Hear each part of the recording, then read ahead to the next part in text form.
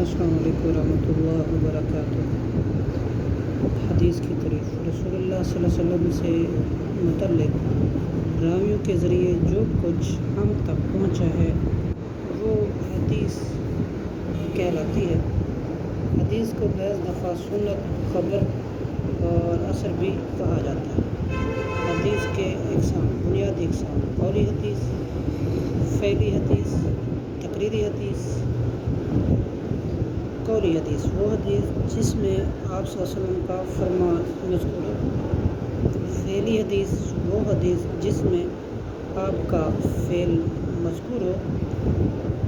تقریری حدیث وہ حدیث جس میں آپ کا کسی بات پر خاموش رہنا مذکور ہو۔ شمائل نبوی وہ احادیث جن کا آپ صلی اللہ علیہ وسلم کی عادات و اخلاق یا بدنی اوصاف مذکور ہوں۔ نوٹ: کسی حدیث کی اصل عبارت متن کہلاتی ہے۔ متن سے پہلے راویوں کے سلسلے کو سند کہتے ہیں۔